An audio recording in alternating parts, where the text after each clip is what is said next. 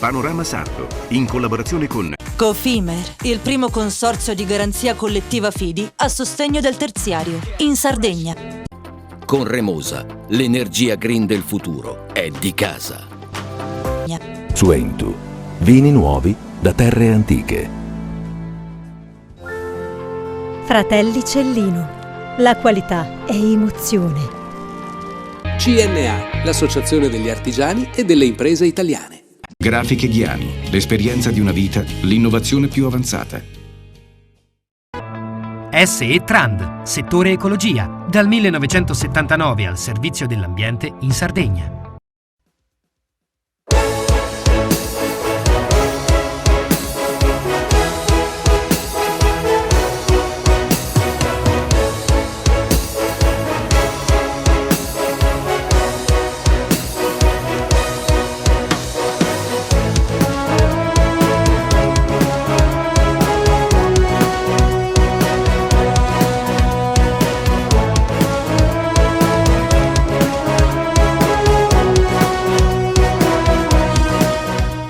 E siamo in apertura di trasmissione, come facciamo ogni anno quando nel calendario si avvia l'estate. Parliamo di automotive con il nostro specialista, da 10 anni l'interlocutore numero 1 di Panorama Sardo per quel che riguarda l'auto. Sembra, Orione, un mese di giugno davvero speciale. Al di là del caldo si comprano poche macchine. Non so se sia il caldo, però c'è un po' di rallentamento che già si vedeva a maggio, quindi non è l'estate che avanza. Sicuramente manca un po' di fiducia sul mercato e i clienti sono un po' incerti su cosa sia meglio acquistare, se sia il caso di acquistare. Si muove più l'usato del nuovo, come sempre quando c'è un pochino di avvisaglia di crisi.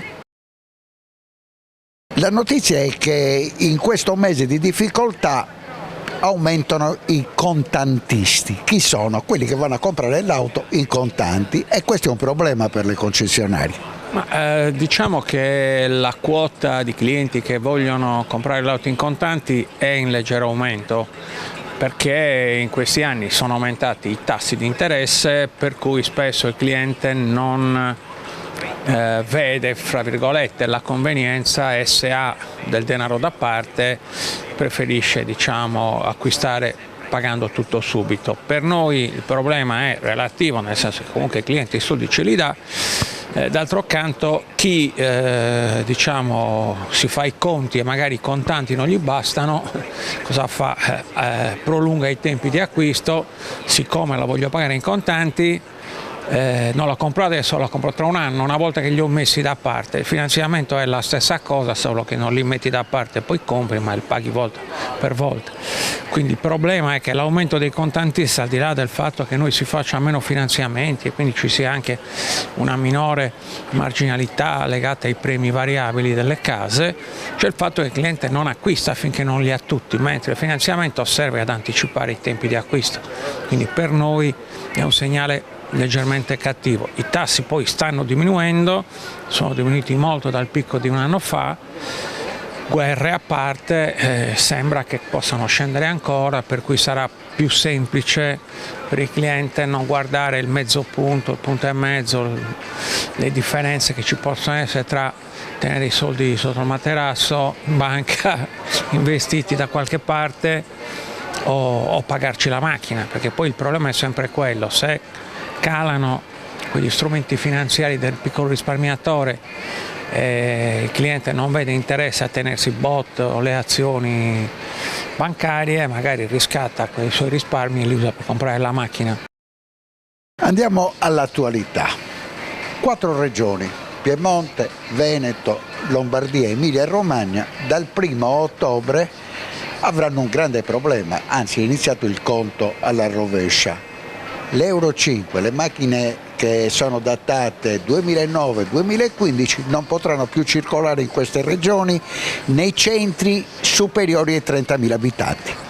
Ma allora, questa norma di cui si discute perché il ministro Salvini, che l'ha firmata 2 anni fa, adesso dice che non la vuole più firmare, non vuole prorogare. Il problema è legato al tasso di inquinamento nelle regioni più popolose, e nei centri urbani più congestionati. Ovviamente sappiamo che il trasporto urbano, soprattutto quello fatto da auto privata, soprattutto quello fatto da auto private vecchie, magari a gasolio, magari con scarsa manutenzione, quindi con alta fumosità allo scarico, fanno parte di questa quota di inquinamento, per cui si è voluto limitare la circolazione ai centri abitati di vetture molto inquinanti. Il problema sorge nel momento in cui chi abita fuori dalla città usa la macchina per arrivarci e poi da qualche parte deve muoversi. È chiaro che ci vorrebbero delle soluzioni, cioè allungare i tempi non risolve. Se questi signori non sono in grado di acquistare una macchina nuova o comunque usata ma più nuova di quella di 15 anni che hanno, in qualche modo dovranno fare.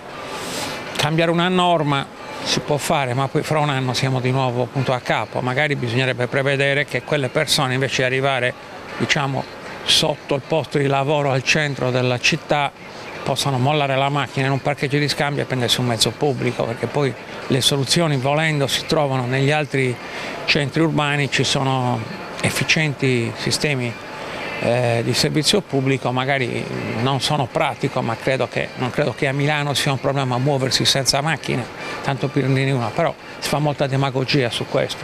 È chiaro che non è una norma che costringe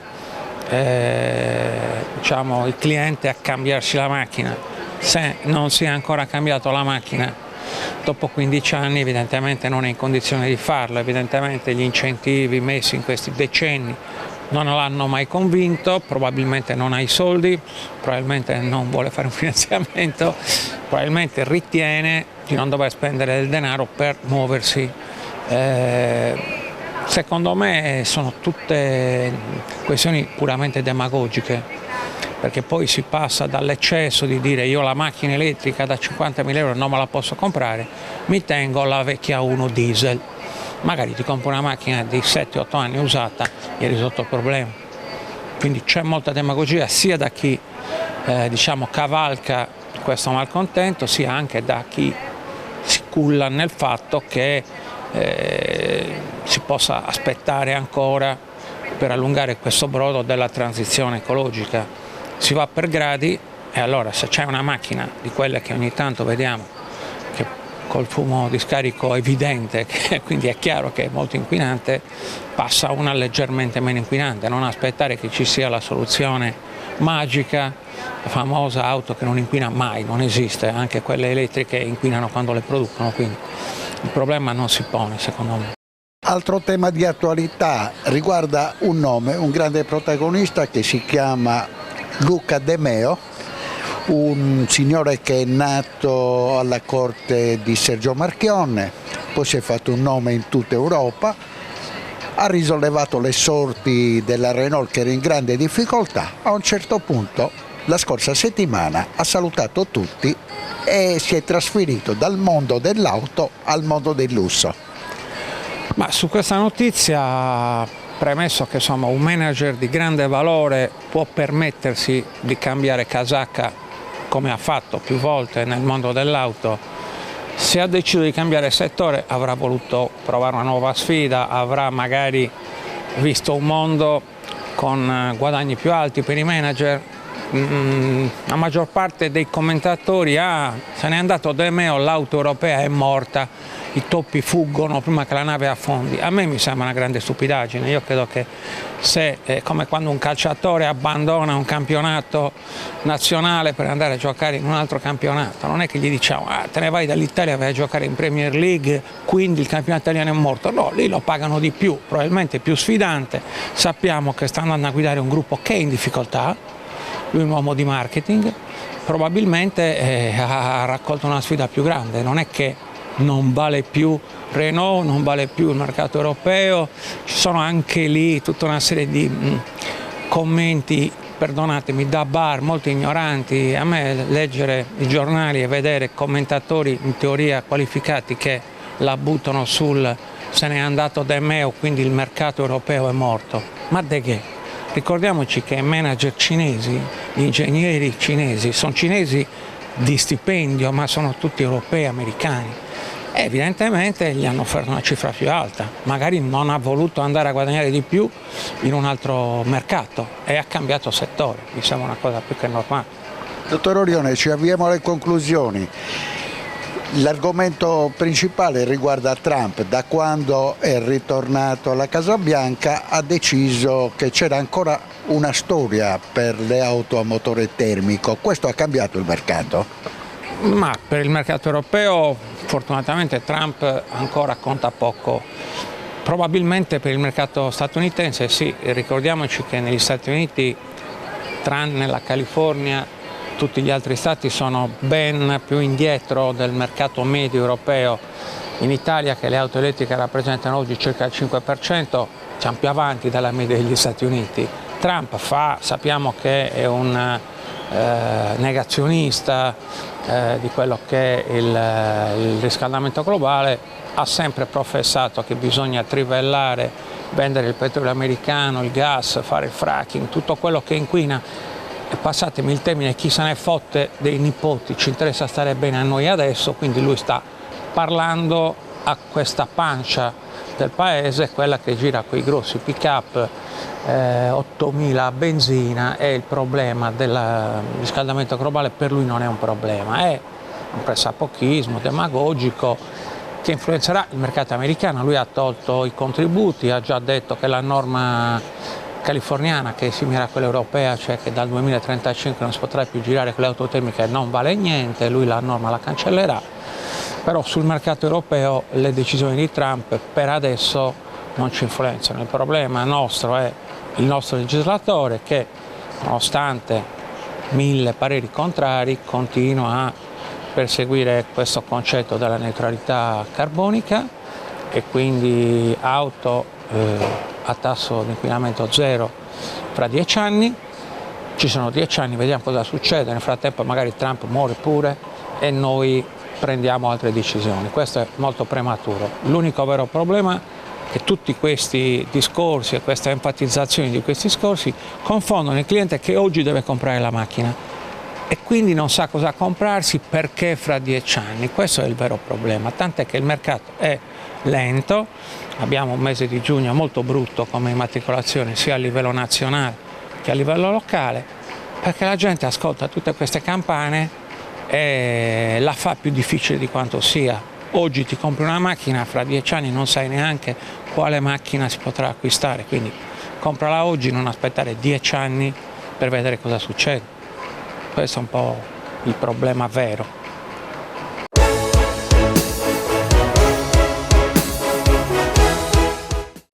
Cofimer, consorzio di garanzia collettiva Fidi, dal 1977 a sostegno del terziario. Il partner migliore nella ricerca di finanziamento più adatto a voi e nella trattativa per ottenere un fido alle migliori condizioni. Cofimer, il primo consorzio di garanzia collettiva Fidi a sostegno del terziario, in Sardegna. Esiste una terra famosa per il suo grano, dove da generazioni si tramanda l'arte della macinazione, che una famiglia ha trasformato nel metodo Alma a doppia decorticazione.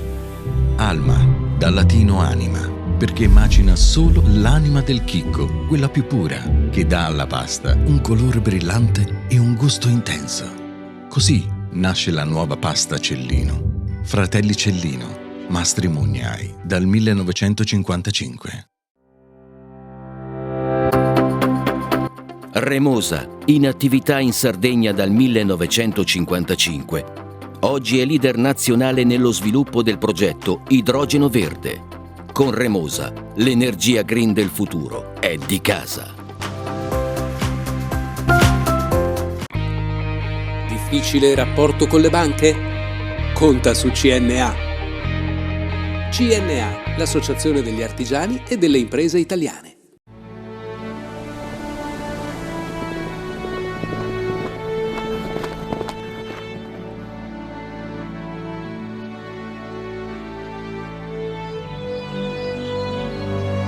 Nel cuore della Sardegna esiste un luogo dove natura e bellezza si incontrano. È qui che nascono i vini della cantina Suentu.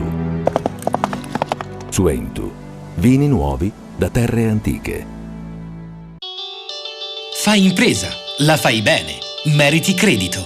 Le garanzie diventano importanti. Il fondo di garanzia agevola il tuo accesso al credito. Se una banca ti presta denaro, hai garanzia a prima richiesta. Se ottieni 100, la garanzia copre fino a 80. La maggior parte delle garanzie è gratis. Il dettaglio sul sito spheres.it. Siamo la più grande industria tipografica della Sardegna. Dall'81 stampiamo tutte le tirature, su tutti i supporti e con le tecnologie più avanzate del settore, garantendoti elevatissima qualità e la più totale dedizione e cura. Grafiche Ghiani, l'esperienza di una vita, l'innovazione più avanzata. Setrand, settore ecologia. Mettiamo a disposizione la nostra struttura organizzativa fornendo un valido supporto per la gestione dei rifiuti speciali pericolosi e non pericolosi. Grazie agli impianti innovativi e al costante sviluppo tecnico recuperiamo oltre il 70% dei rifiuti da noi gestiti. Dal 1979 al servizio dell'ambiente in Sardegna.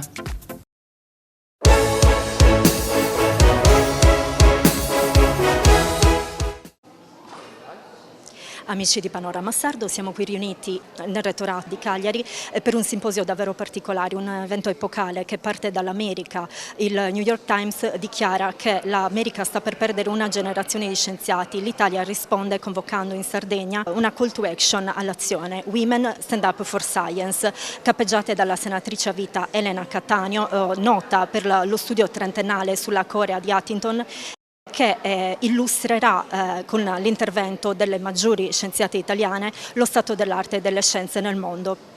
Ma era quello che pensavo, era quello su cui ho tanto elaborato, cioè l'idea che mi ero fatta sbagliata, che tante volte ci fosse una mancanza di ambizione che portasse le donne lì sotto a cercare di sfondare quel tetto. In realtà mi sono accorta che non è esattamente così, perché se fosse così, sotto quel tetto di cristallo dovresti vedere tantissime donne ferme, tantissime donne che arrivano ma non osano.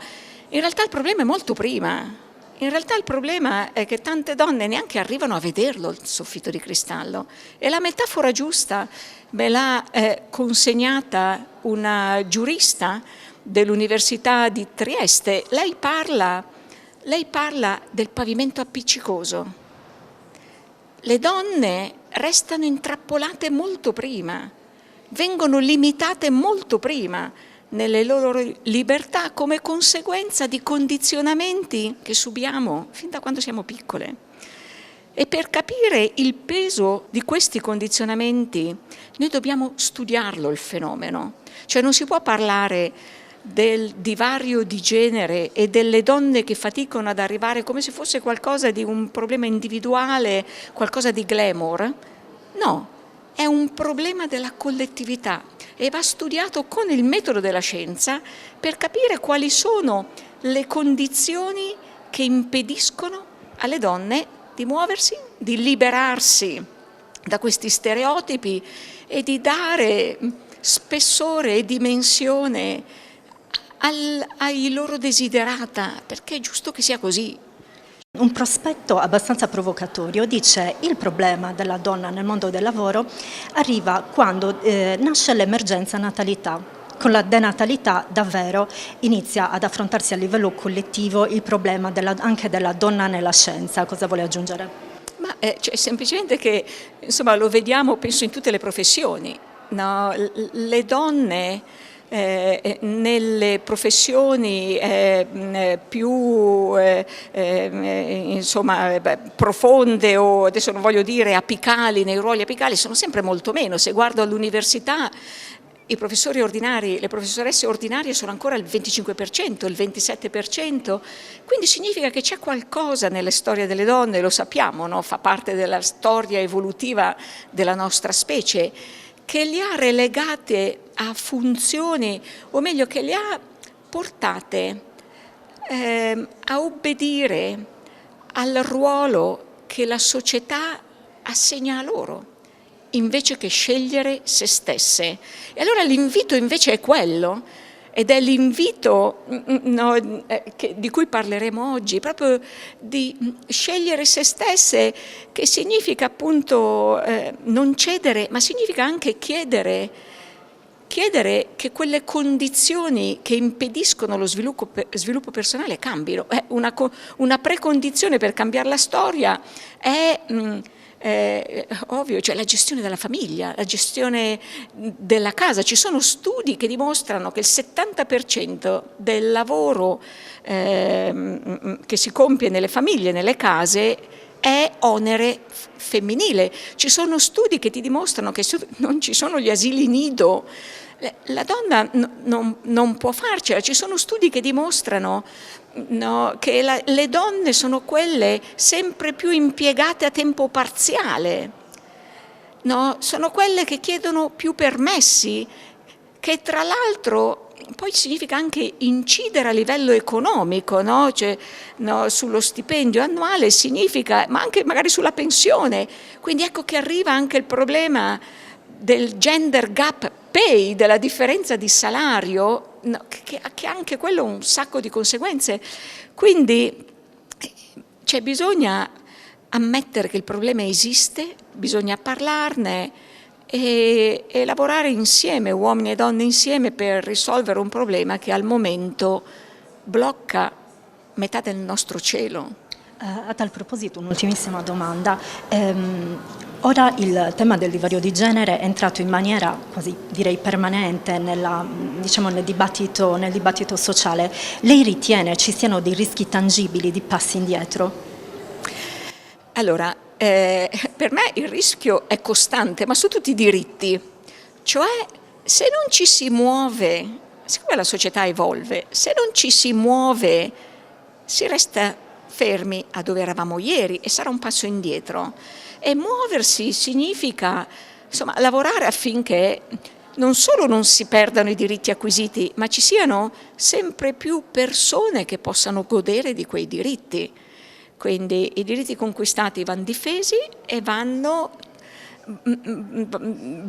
va fatto in modo, appunto, bisogna lavorare affinché tutti ne possano beneficiare, quindi più donne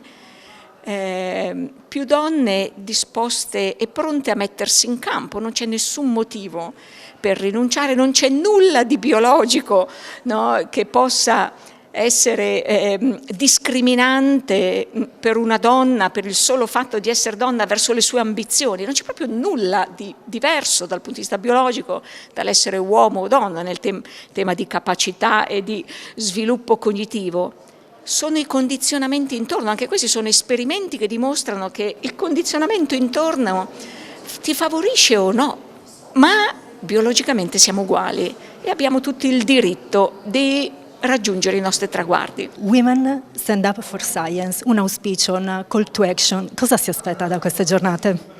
Mi aspetto esattamente il messaggio che ho ricevuto indietro quando ho chiamato queste donne, queste scienziate a raccolta, le scienziate del libro di Elena Cattaneo, che hanno risposto all'unisono: sì, ci siamo, a difesa per la scienza, sempre.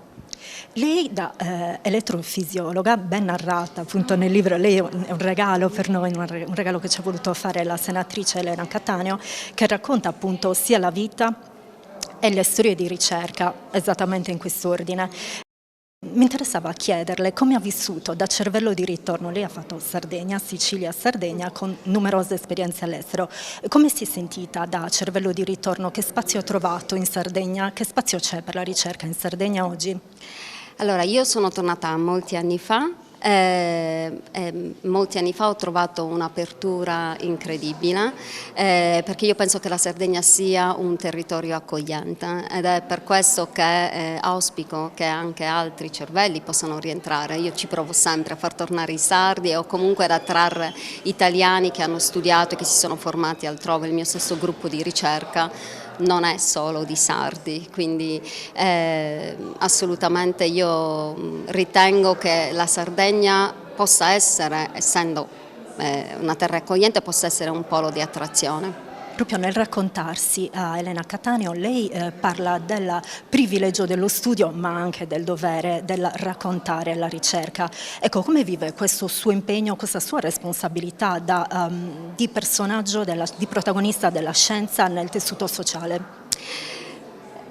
Allora, io credo che da scienziati abbiamo la responsabilità della visibilità che ci è consegnata dal lavoro che facciamo, bellissimo, è il lavoro più bello del mondo, e dai successi che otteniamo. Abbiamo il ruolo di comunicare la libertà di espressione, la libertà di poter fare quello che ci piace fare, e io sono semplicemente me stessa, avendo avuto il privilegio di poter studiare quello che volevo, avendo avuto una famiglia che mi ha supportato in questo, auspico che insomma i genitori e tutti l'ambiente che circonda i giovani quando crescano sia un ambiente favorevole e aperto al dialogo e ai sogni, perché poi la vita la viviamo noi, no? Quindi i nostri figli vivranno la loro vita, io non posso essere felice per loro, cioè lo sono, ma loro saranno felici realizzandosi.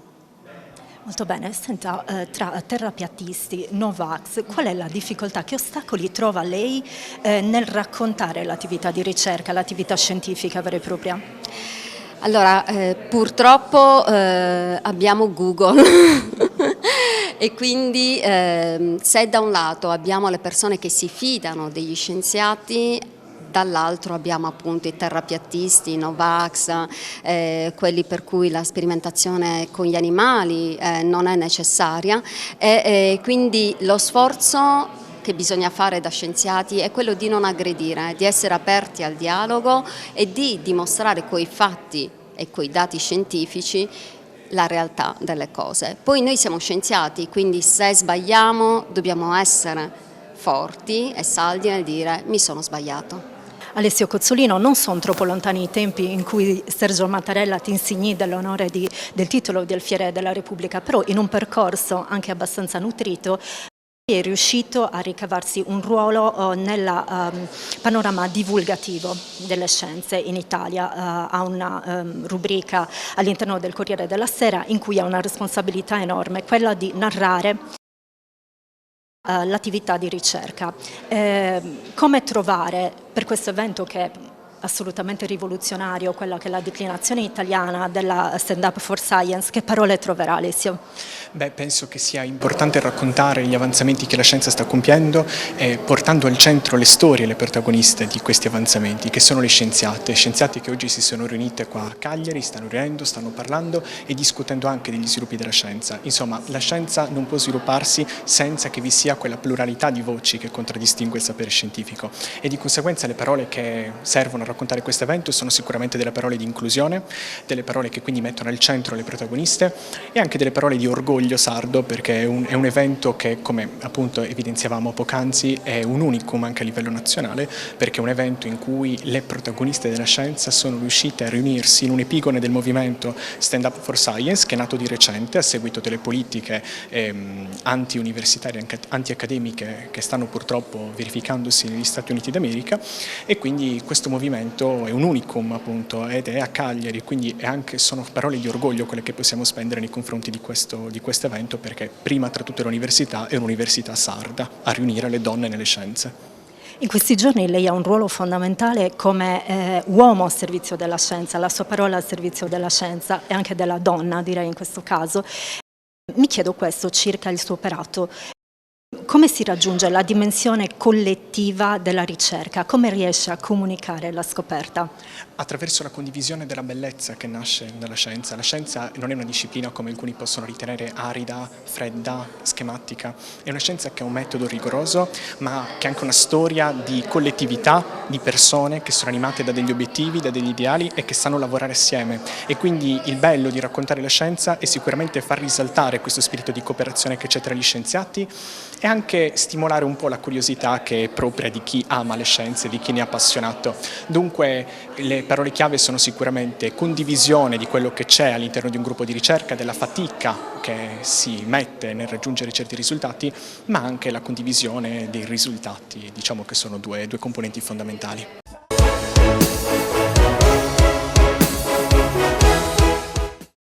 Cofimer, consorzio di garanzia collettiva Fidi, dal 1977 a sostegno del terziario. Il partner migliore nella ricerca di finanziamento più adatto a voi e nella trattativa per ottenere un fido alle migliori condizioni. Cofimer, il primo consorzio di garanzia collettiva Fidi a sostegno del terziario, in Sardegna.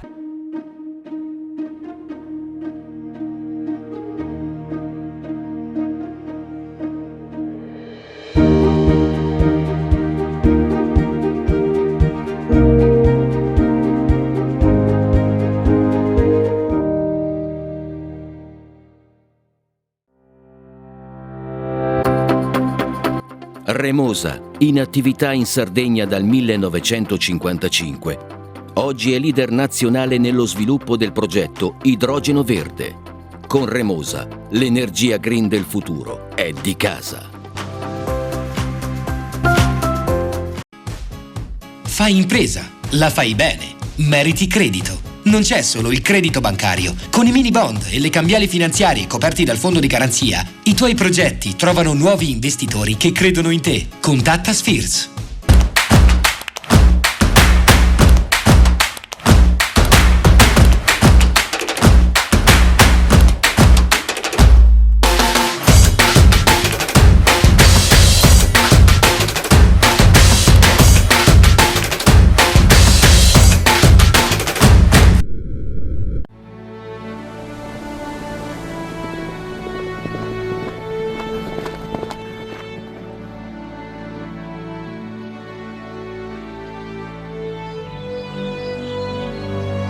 Nel cuore della Sardegna esiste un luogo dove natura e bellezza si incontrano. È qui che nascono i vini della cantina Suentu.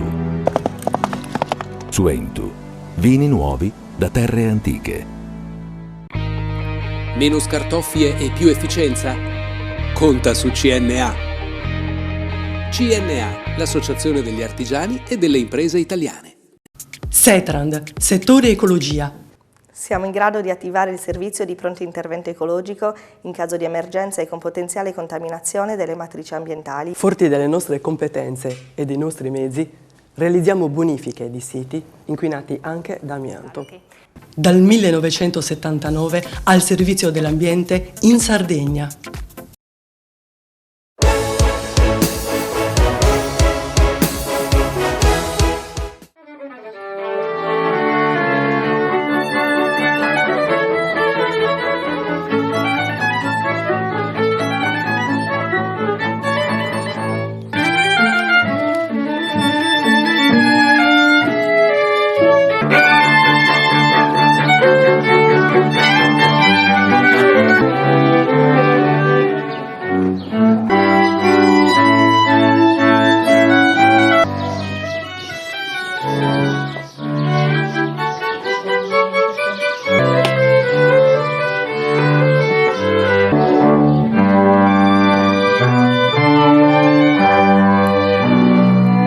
Panorama Sardo non è voluto mancare alle 3 giornate da tutto esaurito per l'evento Trigu Festival della Filosofia a Villa Urbana, in un'epoca che tende a privilegiare le discipline tecniche e si prepara a confrontarsi con un domani dominato dall'intelligenza artificiale. La cittadina al confine tra Campidano di Oristano e la Marmilla, che ha dato i natali il 21 ottobre 1870 al grande filosofo sardo Antioco Zucca, si è distinta per una scelta controcorrente, promuovendo un percorso di studio e riflessioni per coltivare il pensiero.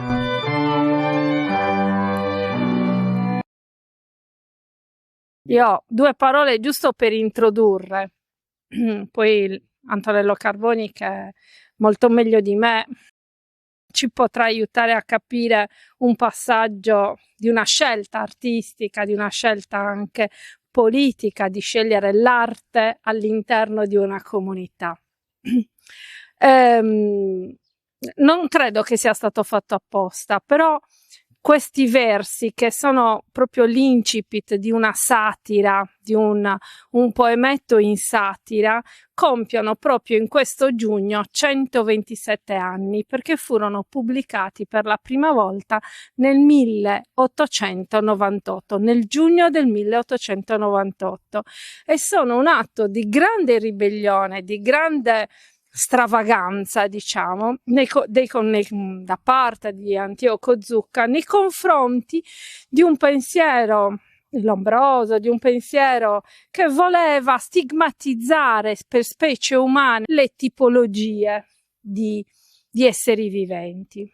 C'è la possibilità oggi a Villaurbana di vedere una piccola mostra che celebra la figura appunto del filosofo Antioco Zucca, ripercorrendo alcune tappe dei suoi lavori, perché grazie all'aiuto appunto degli archivi, quello storico comunale di Oristano, dell'Archivio di Stato appunto di Oristano in particolare, siamo riusciti ad ottenere copia di alcuni manoscritti. Quindi questa mostra ripercorre alcune tappe del suo pensiero attraverso degli apparati di sala e alcune opere originali, qualche pubblicazione, l'ultima del 37, appunto i rapporti tra l'individuo e l'universo, e quindi il visitatore ha la possibilità sia di scoprire per mezzo degli apparati di sala alcune parti del suo pensiero, ma anche di vedere alcune fotografie inedite che lo ritraggono, per esempio, come docente al De Castro di Oristano e poi nella sua parte, diciamo così, in età adulta più matura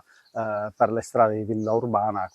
Penso che sia un festival sulla filosofia un evento straordinario.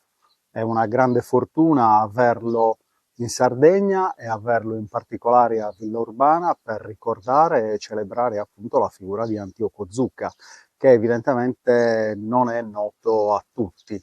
È stato un grande filosofo, un filosofo positivista, e ha avuto un percorso di studi direi anche eccellente, nel senso che ha avuto per 3 anni come maestro Carducci a Bologna, non concluse gli studi a Bologna e poi si trasferì a Roma dove incontrò De Gubernatis. Conclusi gli studi appunto in lettere a quella che oggi chiamiamo Università Sapienza, la Sapienza di Roma. Conseguì poi anche il certificato di laurea, insomma si laureò anche in filosofia nel 1902.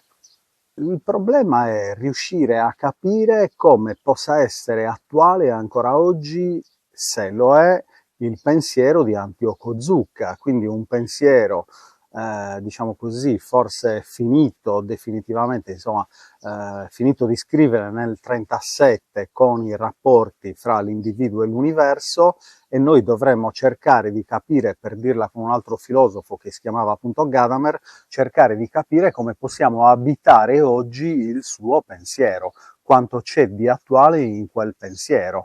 Poi noi possiamo scegliere anche che cosa prendere da un pensatore, non è che dobbiamo prendere per oro colato ogni singola parte di un pensiero. Ci può piacere una riflessione, una speculazione, lui ha indagato in particolare il bene e la verità, noi la possiamo prendere e abitare oggi in un modo probabilmente anche un po' diverso, ecco, da quella originale del filosofo Antioco Zucca. Un uomo straordinario che era il mio agente letterario, è stato il mio primo agente letterario, un uomo incredibile, coltissimo, che ha fatto la carriera di tantissimi scrittori italiani. E io mi ricordo che a un certo punto dovevamo andare alla Mondadori per un contratto e mi venne a prendere all'aeroporto a Milano e andammo. E poi durante questo viaggio abbastanza breve, perché da Linate a Mondadori il viaggio non è abbastanza breve, mi guardò e mi disse: ma tu vieni così? Io ho detto: così come? Con le scarpe da tennis. Ma non so il cambio. Ma andiamo alla Mondadori. E dico: non si può entrare con le scarpe da tennis. Sì, forse sì. E io non lo farei mai. E allora ho capito che lui giustamente faceva la gente E io giustamente facevo quello che scrive. Forse c'era una piccola differenza tra me e lui, di ruoli, anche il modo di essere, forse. Era giusto che lui fosse accettato dai suoi clienti e io non dovevo essere accettato. Io dovevo essere solo me stesso, perché essere già me stesso era già molto. Se mi fossi messo il mocassino inglese preciso come le regole mondadoriane avrebbero, non sarei stato me stesso. E allora no. Perché bisogna arrivare ad una certa età, come fece Frank Sinatra, con molto coraggio. Non so, ne potete pensare anche molto male di quell'uomo, a parte la sua voce che era. E lui cantò e interpretò una canzone non facile, no? Che è My Way. Perché è una canzone che dice And now the end is near, e adesso la fine è vicina. Non era proprio una canzone da farsi 4 risate, no? Perché stava dicendo io sono vecchio e sento che i miei giorni sono finiti. Ma proprio perché sento che i miei giorni sono finiti, vi dico con orgoglio, io ho fatto le cose come volevo io e ci sono riuscito. Punto. Non è la regola per tutti, è stata la mia regola. Lo dico perché sono vicino alla morte. Non lo puoi dire a 20 anni o a 40 con le più belle donne che ti fanno la corte, con le belle feste di Hollywood o a New York, eccetera, eccetera. È troppo facile. Le cose non si fanno mai in maniera facile, è un delitto. Poi quando cominci a tirare le reti e c'hai quella paura che ti dice ma quante altre volte verrò in Sardegna? Noi lo Me lo chiedo, ma non è drammatico, perché l'ho conosciuto da ragazza. Andavamo a Carlaforte a far seratone, ma che ne sapete voi? Ne abbiamo fatte più di Carlo in Francia, ma era meraviglioso. Perché? Perché andavi lì e non sapevi quando tornavi indietro. Sono successe varie cose. Però ci sono andato io lì. Non so, capito? Cercavamo un orizzonte e lo ringrazio, quel gesuita che mi ha dato degli anticorpi. Ho capito da ragazzo che c'era qualcosa che non andava. Non sapevo in che modo, perché non avevo strumenti, non avevo possibilità. Lui era un padre eterno, era un uomo molto influente, un uomo cultissimo, non era così. Quindi prima di metterlo in discussione ci ho pensato, ho detto, ho pensato che ci avesse ragione, che cosa si dovesse fare. Però piano piano c'è qualcosa che dentro la tua mente ti costruisce il contrario, ti aiuta a dire, ma tu la pensi così?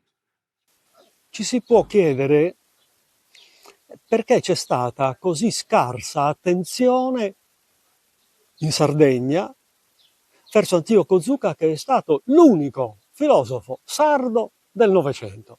Ce n'era uno solo, e però è stato completamente dimenticato.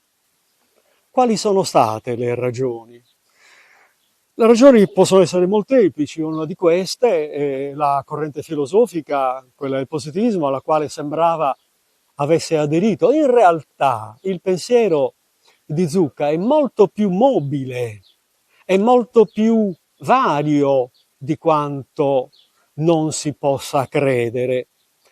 Aggiungerei anche il fatto che c'è una dimensione di sardità che non è stata adeguatamente esplorata e che effettivamente ha meritato questa 3 giorni dedicata al pensatore di Villa Urbana. Qual è questa dimensione sarda? Beh, innanzitutto, a mio parere, è questo straordinario amore per la riflessione filosofica coniugato per esempio all'amore per la poesia, delle opere filosofiche scritte in versi. Io mi chiedo quanti filosofi ci sono stati in Italia che abbiano fatto un lavoro di questo tipo.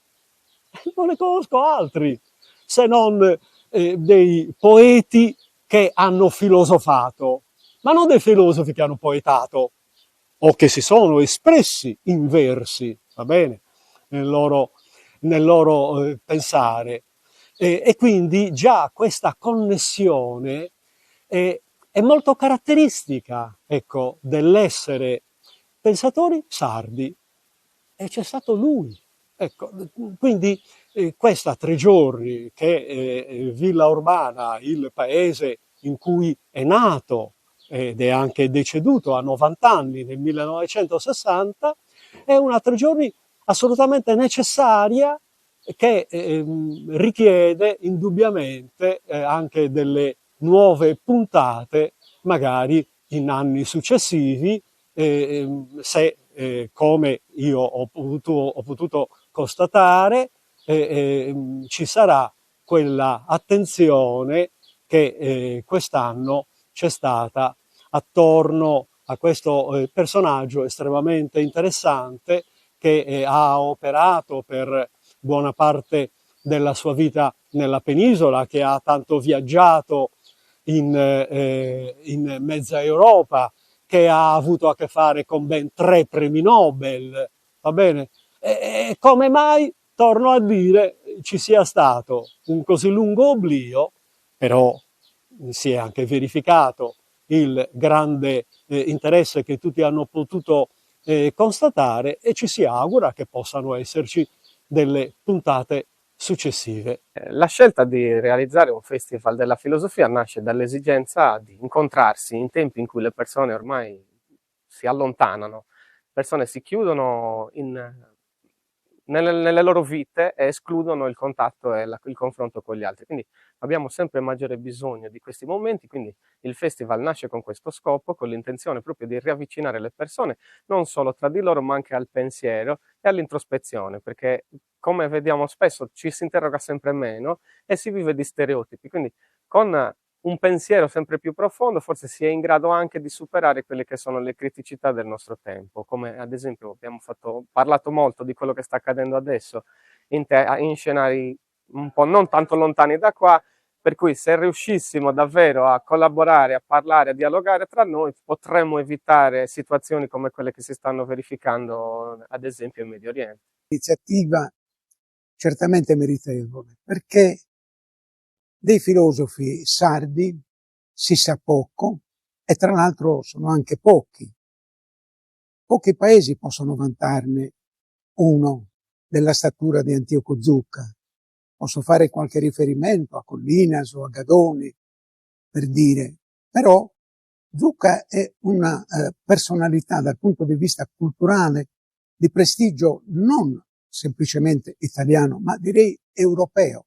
Ha avuto la possibilità, la volontà, la capacità di misurarsi con grandi filosofi del suo tempo, tedeschi, francesi, italiani, e la traiettoria filosofica che lui ha proposto certamente merita considerazione ed attenzione.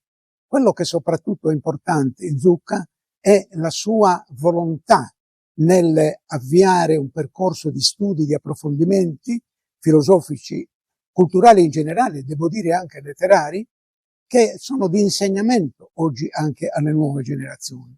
La volontà e l'impegno nello studio, il rifiutare il pressappochismo, il dilettantismo, il proporre un pensiero severamente logico, severamente improntato ad un fondamento sia logico sia culturale, ad una prospettiva di concezione del mondo interessante, è certamente uno di quegli aspetti che in Sardegna meritano di essere rivalutati, riportati anche come esempio alle nuove generazioni, riproposti per la loro validità e la loro attualità. Zucca certamente è stato un grande pensatore che merita questo recupero dal passato per vederlo anche in alcuni aspetti della sua filosofia come un passatore attuale. Io sono Walter Secci, segretario dell'Associazione Città della Terra Cruda, che è un'associazione di comuni, e il comune di Villa Urbana, proprio a seguito della partecipazione al bando che ha finanziato il progetto Trigo, ci ha coinvolto in un progetto di rigenerazione urbana.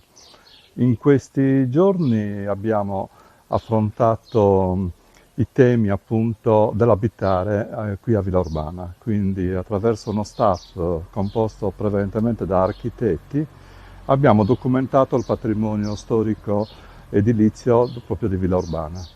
Il primo giorno è stato dedicato all'approfondimento appunto dei temi legati al recupero dei fabbricati storici e si è concluso anche con una considerazione molto importante, che nella fase in cui ci troviamo adesso, per i cambiamenti climatici, l'aumento delle temperature, abbiamo visto attraverso degli studi fatti dall'Università di Cagliari che gli edifici edificati appunto in terra cruda si comportano molto bene in climi caldi, e quindi quello che è venuto fuori è che nel futuro molto probabilmente sarà più facile, diciamo, avere degli edifici che si comportano bene dal punto di vista dell'efficientamento energetico se si parte da edifici tradizionali, in modo particolare edifici in terra cruda, mentre quello di pietra funziona leggermente peggio, però si possono fare degli interventi compatibilmente al paesaggio urbano che lo rendono anche quello efficiente.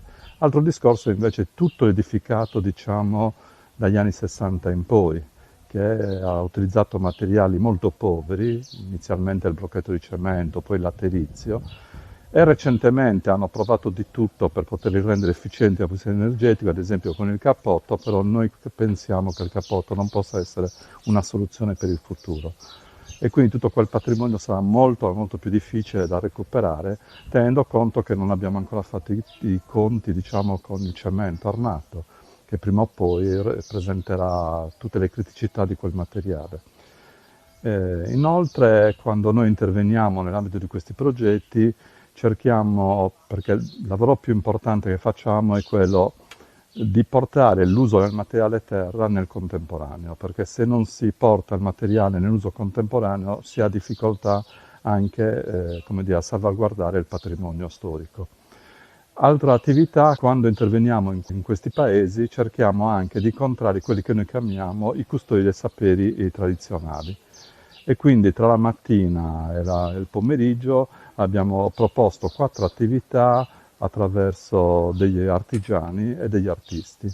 Il tema qui appunto è il grano, e quindi abbiamo fatto dei laboratori intorno al pane tipico di Villa Urbana, e anche un approfondimento sul pane decorato, su Anni Vintau. Inoltre le altre attività hanno riguardato ad esempio l'uso della paglia di grano. Noi ad esempio nell'edilizia, nella terra cruda, la paglia è uno degli ingredienti per poter fare il mattone crudo sull'Adri. Mentre oggi un artista ha proposto l'uso di una parte, diciamo, della pianta del grano per fare dei cappelli. E anche quello, diciamo, siamo nell'ambito dell'economia circolare, dove praticamente quello che per il contadino è uno scarto, per un artigiano può essere un prodotto per fare il suo manufatto. Inoltre abbiamo in corso 2 interventi, uno è fatto da Isabella Breda, che è architetto e artista, dove stiamo aggiungendo alla collezione delle terre di Sardegna le 4 terre che abbiamo trovato qui a Villa Urbana. Quindi il progetto LUGI, Equilibri Cromatici Terre di Sardegna, si arricchirà anche dei 4 colori delle terre di Villa Urbana, e al termine della permanenza qua a Villa Urbana Isabella consegnerà al comune un pannello realizzato con le 4 terre di Villa Urbana.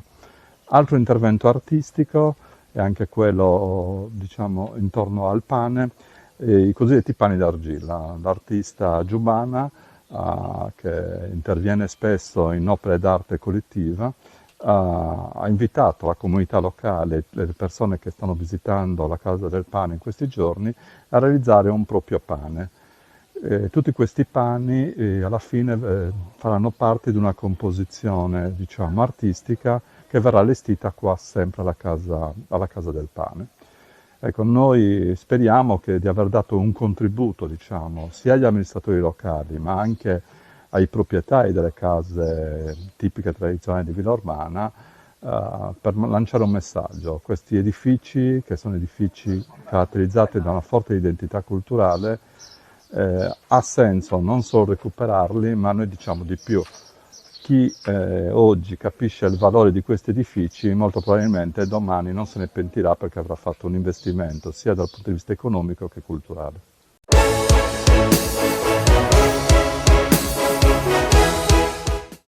Cofimer, consorzio di garanzia collettiva Fidi, dal 1977 a sostegno del terziario. Il partner migliore nella ricerca di finanziamento più adatto a voi e nella trattativa per ottenere un fido alle migliori condizioni. Cofimer, il primo consorzio di garanzia collettiva Fidi a sostegno del terziario, in Sardegna.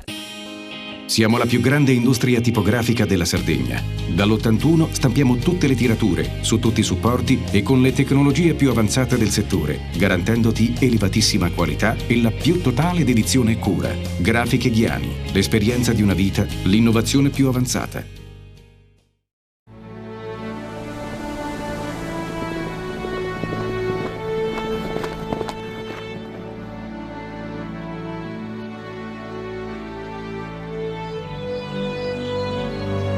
Nel cuore della Sardegna esiste un luogo dove natura e bellezza si incontrano. È qui che nascono i vini della cantina Suentu.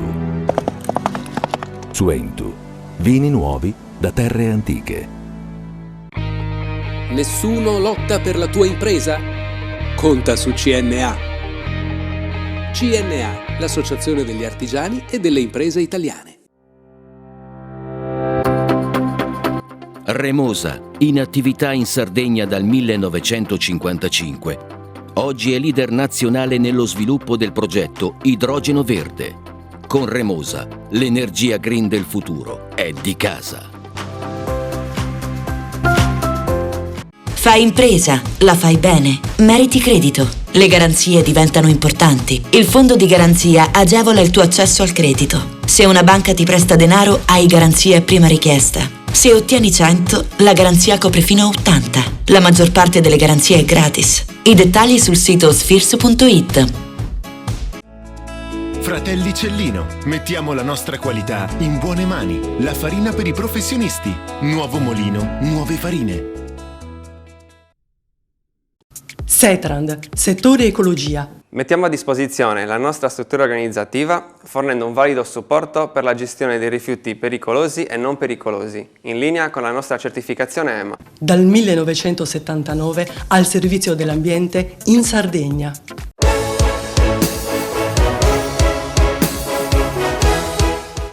Ottava edizione del Film in Italy Sardinia Festival al Forte Village, una parata di stelle come sempre, un evento che mette vicine quelle che sono le star di Hollywood con i più grandi interpreti del cinema italiano e europeo, con Martina Stella, ad esempio Alec Baldwin, Rossio Muñoz Morales, Riccardo Milani, Aurora Giovinazzo e Giacomo Giorgio, ma anche Michaela Ramazzotti, che è ovviamente la presidente della giuria che sta attenzionando i video dei giovani studenti dell'Università di Cagliari. Insomma, un momento di cultura, accoglienza, grande attenzione verso la settima arte. Sono 8 anni, Film in Italy Sardegna è diventato uno dei festival più attesi e più importanti nel panorama internazionale, ormai ci dedicano anche dei pezzi all'estero parlando di come riusciamo a fare questo ponte tra l'America e l'Italia, quindi è diventato proprio un bridge per gli attori, i registi di essere qui e questo mi piace molto perché comunque se ne parla, cioè tutti quelli che vengono poi fanno un passaparola e comunque quindi questo fa sì che ogni anno abbiamo più talent, più registi e quindi sono molto contenta di dare il benvenuto a Gia Coppola, a Luke Wilson, a Ezra Miller, a Shea Wiggum, a Pom Clementef, a veramente Jane Seymour, Simon Baker, insomma grandi attori del panorama internazionale, sembra quasi girare un film con tutti questi ospiti che sono qui oggi, è una mission impossible anche questa. È un territorio meraviglioso e siamo anche contenti che molte volte i produttori che invitiamo abbiano questo in testa, cioè di andare a vedere le bellezze che offre la Sardegna, e questo è successo molte volte, per poi anche avere l'idea di girare in questi territori meravigliosi, perché è proprio questo anche uno degli obiettivi del festival: le donne, supportare le donne registe e opera prima, che è un obiettivo, i giovani con i Filming Italy Sardegna in corto, perché realizzano dei corti, al corto vincitore diamo la possibilità di avere una distribuzione con Rai Cinema Channel ed essere portati a Los Angeles, e soprattutto anche il territorio, cioè noi abbiamo tutti anche i prodotti del territorio, cerchiamo di valorizzare al massimo il sud della Sardegna, Cagliari. Senti Lola, in Sardegna per il Filming Festival, qual è la sensazione?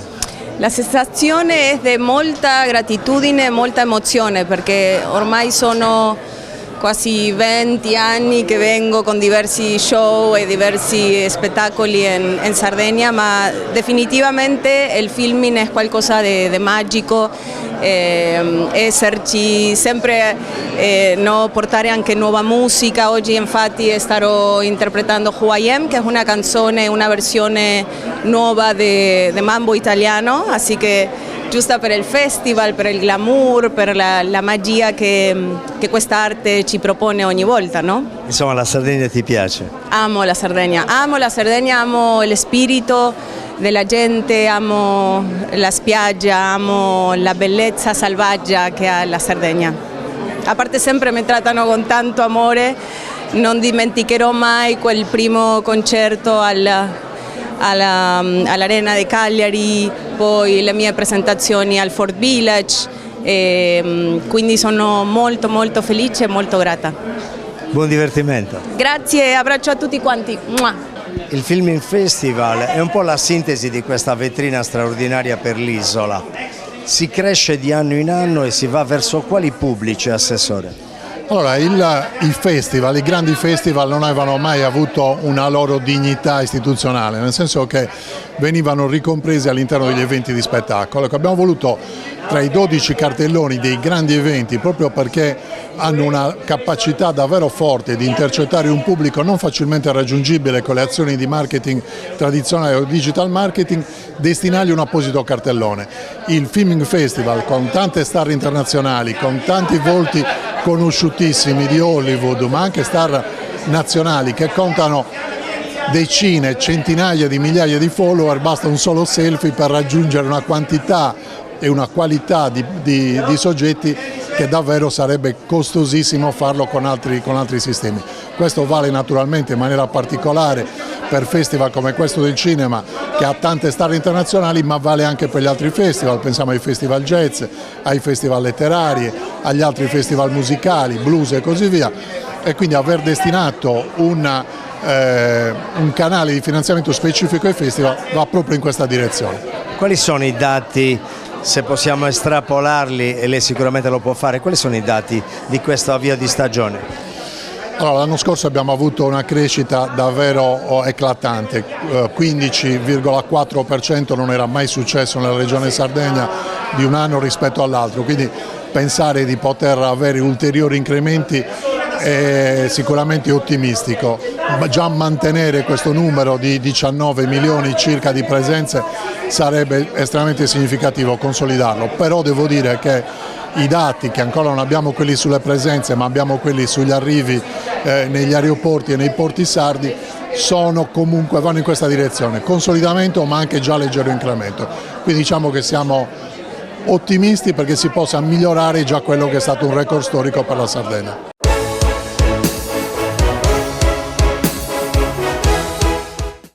Cofimer, consorzio di garanzia collettiva Fidi, dal 1977 a sostegno del terziario. Il partner migliore nella ricerca di finanziamento più adatto a voi e nella trattativa per ottenere un fido alle migliori condizioni. Cofimer, il primo consorzio di garanzia collettiva Fidi a sostegno del terziario, in Sardegna.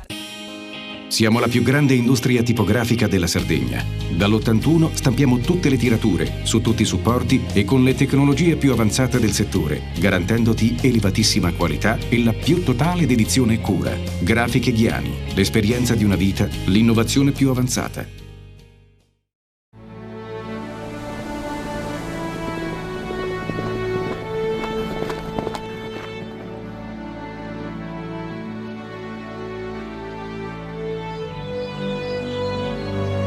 Nel cuore della Sardegna esiste un luogo dove natura e bellezza si incontrano. È qui che nascono i vini della cantina Suentu. Suentu, vini nuovi da terre antiche. CNA, l'associazione degli artigiani e delle imprese italiane. Difficile rapporto con le banche? Conta su CNA. CNA, l'associazione degli artigiani e delle imprese italiane. Remosa, in attività in Sardegna dal 1955. Oggi è leader nazionale nello sviluppo del progetto Idrogeno Verde. Con Remosa, l'energia green del futuro è di casa. Fai impresa, la fai bene, meriti credito. Le garanzie diventano importanti. Il fondo di garanzia agevola il tuo accesso al credito. Se una banca ti presta denaro, hai garanzia a prima richiesta. Se ottieni 100, la garanzia copre fino a 80. La maggior parte delle garanzie è gratis. I dettagli sul sito sfirso.it. Scopri le fette biscottate speciali Cellino. Latte e miele, ciocco-fette e fette di bosco. Tutte senza lattosio e in comode monoporzioni da 4 fette. Per una fetta sempre biscottata. Setrand, settore ecologia. Mettiamo a disposizione la nostra struttura organizzativa fornendo un valido supporto per la gestione dei rifiuti pericolosi e non pericolosi, in linea con la nostra certificazione EMA. Dal 1979 al servizio dell'ambiente in Sardegna.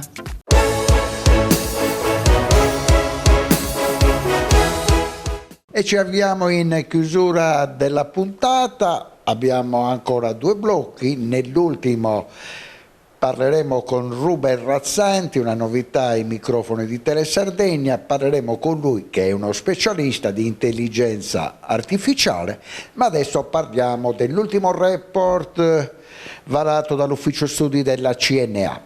In questo caso si parla delle comunicazioni, soprattutto quelle aeree, tra la Sardegna e il resto del mondo in concomitanza con l'estate. Nel vostro report clamorosamente si parla di un passo indietro del 14%. Cosa è successo?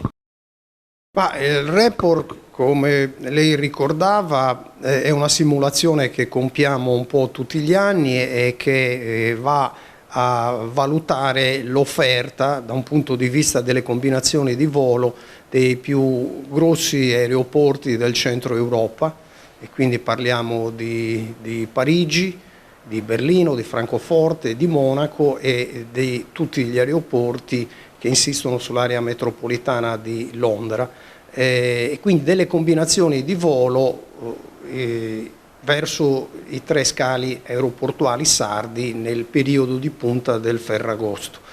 Questa simulazione l'abbiamo compiuta anche quest'anno e tiene conto delle combinazioni di volo, dei voli diretti, dei prezzi, e viene messa peraltro anche in comparazione con la stessa offerta, prendendo a riferimento gli stessi parametri per quanto riguarda le regioni che si affacciano sul Mediterraneo, che sono nostre competitor, quindi Baleari, Cipro, Corsica, Algarve, Costa Adriatica, Sicilia e Creta.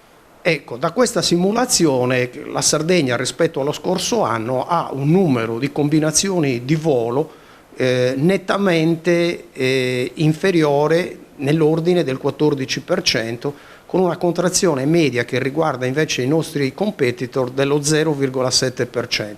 Passiamo da 8.700 combinazioni a circa 6.700.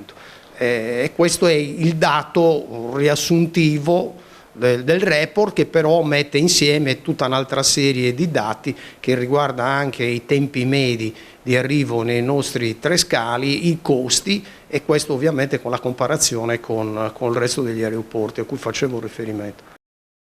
Mentre si segnala un equilibrio fra tempi medi e costi, anzi diciamo che nei tempi medi siamo al secondo posto fra gli aeroporti analizzati, quello che mi ha colpito è che nel vostro report avete fatto anche una valutazione che va dal 2019 al 2025, quindi dal pre-Covid ai giorni nostri. La Sardegna è rimasta come andamento dell'offerta aeroportuale nella stessa posizione, mentre per esempio la Sicilia è cresciuta del 20,8%. Sì, questo è un dato che in qualche modo è allarmante. Noi scontiamo, prendiamo anche a riferimento e analizziamo i voli diretti, quindi andata e ritorno anche con scali intermedi. C'è una crescita di combinazioni di circa 40 voli, ma i voli diretti nel periodo di Ferragosto sono nell'ordine di circa 260 combinazioni.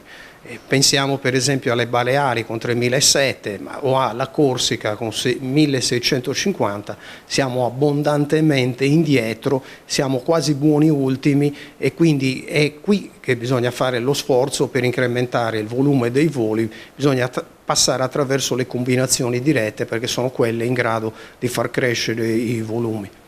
L'unificazione che è all'orizzonte dei 3 aeroporti della Sardegna potrebbe migliorare questa situazione?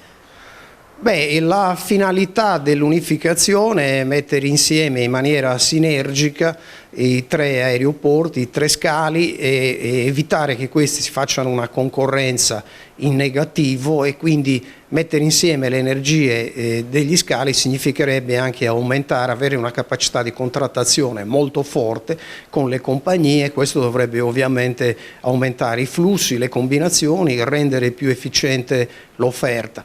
Ovviamente poi da un punto di vista degli effetti significa agire anche da un punto di vista delle politiche che tengano conto della logistica. Il nostro sistema aeroportuale deve essere connesso anche in termini di viabilità col trasporto pubblico locale, perché questo è quello di cui abbiamo bisogno e di cui ci lamentiamo da sempre. Segretario Porco, il nostro telespettatore a questo punto si chiede: abbiamo meno voli, una percentuale di meno 14%, ma tutta la comunicazione parla di stagione 2025 da record, di obiettivo 20 milioni di presenze per l'estate 2025. Sì, la nostra simulazione riguarda la settimana di Ferragosto, prende a riferimento anche da un punto di vista dei costi e dell'accessibilità una famiglia tipo di 4 persone, indica anche quali sono ovviamente i costi in termini di comparazione, ma è una simulazione fatta per quella settimana. I dati ci dicono che la stagione turistica è iniziata in maniera davvero molto ma molto positiva, c'è un flusso che noi ovviamente ci auspichiamo prosegua anche nei mesi di punta e ovviamente si protragga anche oltre ai classici mesi di luglio e di agosto. Ovviamente le incognite sono tante e riguardano la situazione geopolitica e anche tutta una serie di inciampi che da qui alla fine della stagione potrebbero verificarsi. Auspichiamo di no, ma dato la guerra, l'intervento americano in Iran, la possibilità che ci siano dei contraccolpi anche soprattutto per la parte che riguarda il volo aereo, sono elementi che potrebbero influenzare l'andamento di una stagione che, come dicevo, nella fase iniziale ha dati straordinariamente positivi.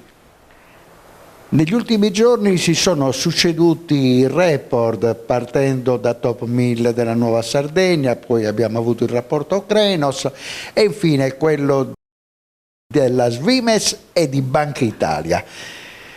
In alcuni casi si parla di stagnazione, in altri di crescita, soprattutto in quello delle università di Cagliari e Sassari, ma ci sono 2 settori che sono al primo posto, sempre al primo posto: turismo e mondo delle costruzioni. Beh, sono i settori che nel corso dell'ultimo triennio e soprattutto nella fase successiva al periodo pandemico hanno mantenuto e consentito all'economia regionale di reggersi e di conseguire quelle performance tutto sommato positive a cui negli ultimi 3 anni facciamo tutti riferimento.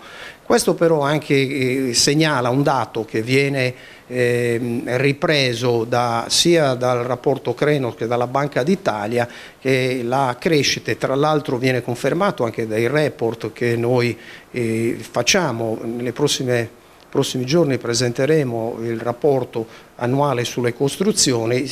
Dicevo che l'andamento complessivo pur positivo segnala però tutti i limiti dell'economia regionale.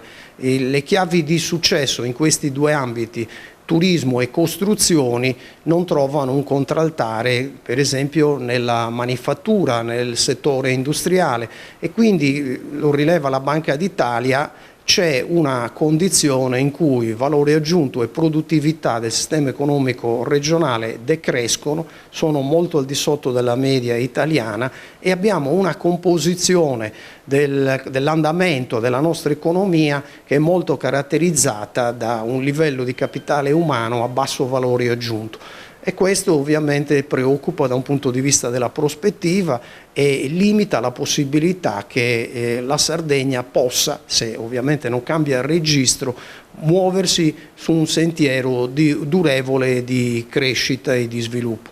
Concludiamo con una valutazione del segretario della Confederazione Artigiani sul Salvacasa Sardegna.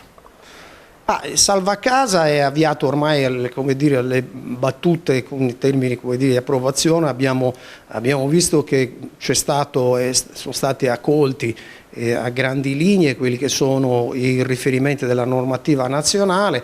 Ci sono e sono elemento di polemica anche a livello regionale alcuni fatti specifici che riguardano non aver introdotto alcuni riferimenti della normativa nazionale. Siamo però, questo è il limite di fondo, a una condizione che è ancora parziale. Ciò che servirebbe è riordinare in un disegno organico con una legge del territorio tutta la parte che riguarda ovviamente l'edilizia residenziale, l'urbanistica, ma con una legge di sistema, di riordino che attendiamo da 30 anni, ma che come sappiamo è uno degli elementi di difficoltà più estrema che ha fatto inciampare gli ultimi governi regionali, quelli che si sono succeduti nell'ultimo quindicennio. E quindi è necessario aprire una fase nuova, riordinare la materia e farlo con una propensione che consenta, soprattutto nel momento in cui verranno a mancare i grandi investimenti del PNRR che stanno tenendo in piedi il mercato delle costruzioni, venendo via via a mancare quella che è stata la leva degli ultimi anni del super bonus e delle qualificazioni, come ci dice il rapporto che presenteremo a giorni. Potrebbe essere sostituito dall'adeguamento energetico? Sull'energia rimane in assoluto uno degli ambiti su cui il governo regionale è messo alla prova e dalla quale ovviamente si attendono risultati tangibili, e quindi tutto questo non riguarda solo il tema delle rinnovabili, ma anche questo riguarda ovviamente un approccio che deve consentire in tempi stretti alla Sardegna di allinearsi al resto delle regioni italiane e ovviamente soprattutto ai prezzi dell'energia a livello internazionale. Quindi noi siamo ancora l'unica regione che non dispone del gas e quindi c'è da fare un discorso di sistema e necessariamente la Sardegna deve poter mettere a disposizione delle proprie imprese e dei propri cittadini un costo che deve essere competitivo, così come è quello dei nostri competitor internazionali. Grazie Porcu, quindi ci ritroveremo prestissimo per valutare il vostro rapporto sul mondo delle costruzioni. Adesso la linea va alla regia, subito dopo parleremo di intelligenza artificiale con un grande esperto di livello nazionale.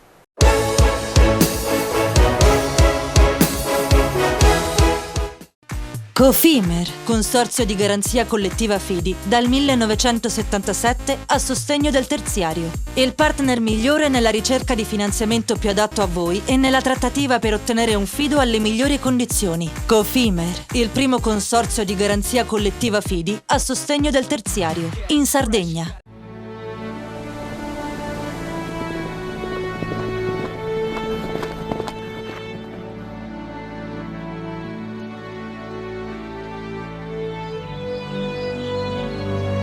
Nel cuore della Sardegna esiste un luogo dove natura e bellezza si incontrano. È qui che nascono i vini della cantina Suentu.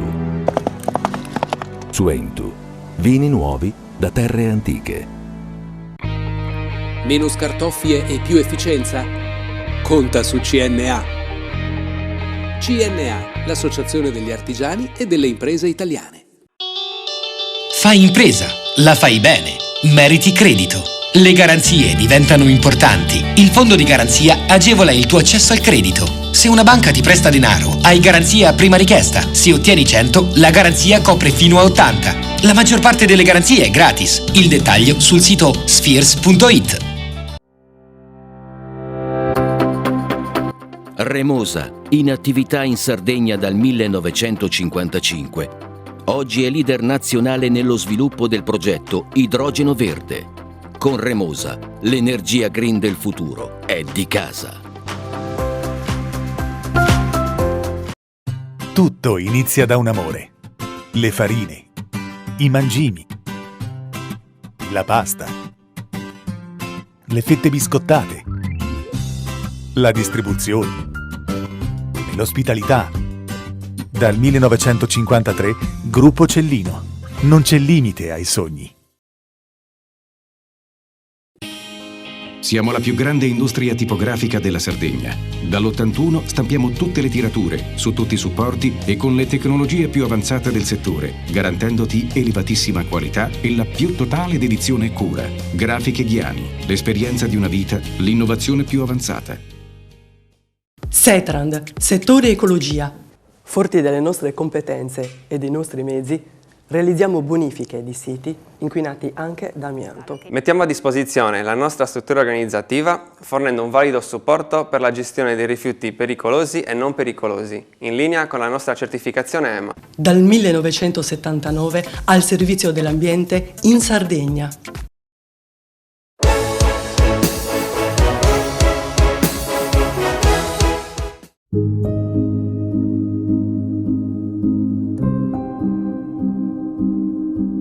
In chiusura di trasmissione, nuovo appuntamento in Confcommercio per la serie di incontri promossi con i protagonisti del mondo dell'economia nazionale.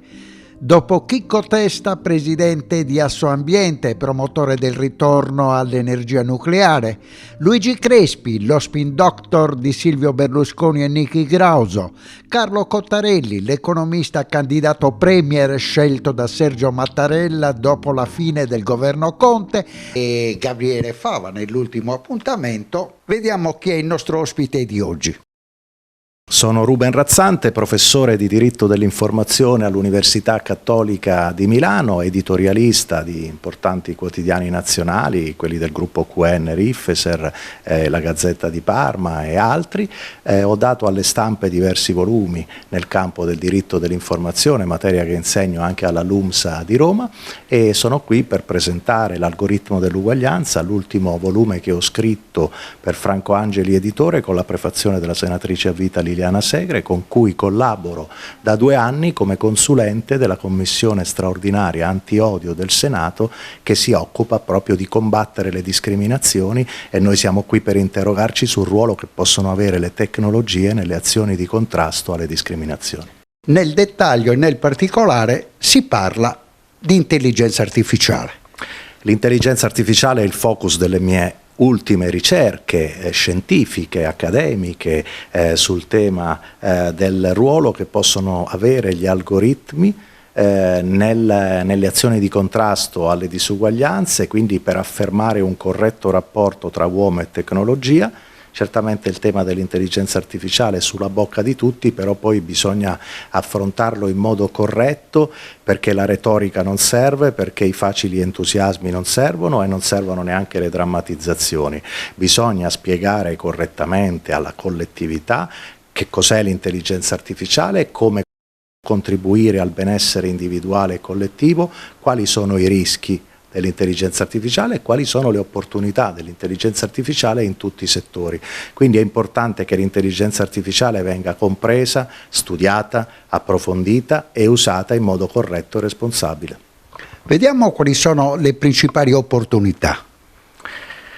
Sicuramente nel campo sanitario io vedo molte opportunità, ho partecipato come relatore a tanti congressi scientifici internazionali che riguardavano il settore medico e in questi congressi sono state illustrate molteplici applicazioni che riguardano l'intelligenza artificiale sia per quanto riguarda le diagnosi, sia per quanto riguarda anche la diagnostica, quindi tutto l'aspetto preventivo delle malattie più gravi e in alcuni casi anche operazioni chirurgiche che vengono già fatte con l'intelligenza artificiale. Quindi c'è proprio un tema di applicazione sempre più capillare dell'intelligenza artificiale per sopperire alle carenze oggettive del sistema sanitario nazionale e anche per ridurre per esempio le liste d'attesa che riguardano la sanità. Questo è già una prima applicazione importante. Ci sono tante applicazioni che possono riguardare la prevenzione dei disastri ambientali oppure degli incidenti sul lavoro, lo studio dei cambiamenti climatici per intervenire e prevenire ulteriori disastri legati al cambio di clima che è innegabile. E tutto questo quindi ci porta a dire che se usata correttamente l'intelligenza artificiale può dare un grande contributo alla crescita delle società. Il nostro ospite collabora da tanti anni con l'Ordine dei giornalisti, soprattutto sul tema della deontologia professionale. Che problematiche propone l'intelligenza artificiale nel lavoro del giornalista? L'Ordine dei giornalisti svolge una funzione importantissima per quanto riguarda non tanto e non solo la tutela dei diritti dei giornalisti, ma anche la tutela del diritto all'informazione da parte dei cittadini. E infatti il 1° giugno è entrato in vigore il codice di deontologia, il nuovo codice di deontologia delle giornaliste e dei giornalisti che nel dicembre scorso il Consiglio Nazionale dell'Ordine ha approvato, e tra le novità di questo nuovo testo c'è anche un articolo, il 19, specificamente dedicato all'intelligenza artificiale che spiega come l'intelligenza artificiale possa e debba essere usata nelle redazioni, per esempio in modo trasparente, dichiarando ai lettori quando e come è stata impiegata l'intelligenza artificiale e anche evitando che i giornalisti diano la colpa all'intelligenza artificiale di eventuali loro errori, cioè l'uso dell'intelligenza artificiale deve avere, secondo l'Ordine Nazionale dei Giornalisti, una funzione migliorativa del rapporto con l'informazione e quindi nell'esercizio del diritto di cronaca, ma non può diventare un esimente, non può diventare una causa di giustificazione del giornalista che sbaglia e che dice ma me lo ha detto ChatGPT. Non funziona così. Il giornalista deve esercitare con spirito critico la professione giornalistica, quindi vagliare criticamente le fonti, servirsi anche dell'intelligenza artificiale generativa per consultare un maggior numero di fonti, per confutarle, per verificarle, per riscontrarle. Quindi è una grande ricchezza nelle mani del giornalista l'intelligenza artificiale, ma per fortuna l'Ordine Nazionale dei Giornalisti in questo nuovo testo chiarisce molto bene come debba essere utilizzato nell'esercizio del diritto di cronaca. Siamo alle conclusioni. Una curiosità: perché gli italiani under 40 vanno così poco d'accordo con l'edicola e con i quotidiani? C'è sicuramente una metamorfosi nel rapporto tra media e cittadini, sono cambiate le diete mediatiche degli italiani, le abitudini di consumo degli italiani. Credo che ci sia una grande influenza della rete su queste abitudini, per cui i giovani trovano molto più semplice consultare molteplici fonti di informazione online e quindi non andare più in edicola a comprare il quotidiano. Però credo anche che sarebbe un errore dare la colpa soltanto alla digitalizzazione. Mi spiego, io sono editorialista di molti quotidiani cartacei e credo fermamente nella importanza della cosiddetta informazione di qualità anche cartacea, però un mea culpa da parte di molti quotidiani nell'inseguire in modo sensazionalistico alcune notizie oppure nel prendere posizioni troppo nette o troppo faziose dal punto di vista politico, credo che abbia dato, non dico il colpo di grazia, ma certamente abbia avuto un ruolo negativo nella diffusione dei giornali. Forse se i giornali fossero fatti un po' meglio, con maggiore impegno, con maggiore obiettività, forse qualche lettore potrebbe essere recuperato. Panorama Sardo, in collaborazione con Cofimer, il primo consorzio di garanzia collettiva fidi a sostegno del terziario, in Sardegna. Suentu, vini nuovi da terre antiche. Fratelli Cellino, la qualità è emozione. Con Remosa, l'energia green del futuro è di casa. Grafiche Ghiani, l'esperienza di una vita, l'innovazione più avanzata. CNA, l'associazione degli artigiani e delle imprese italiane. SE Trand, settore ecologia, dal 1979 al servizio dell'ambiente in Sardegna.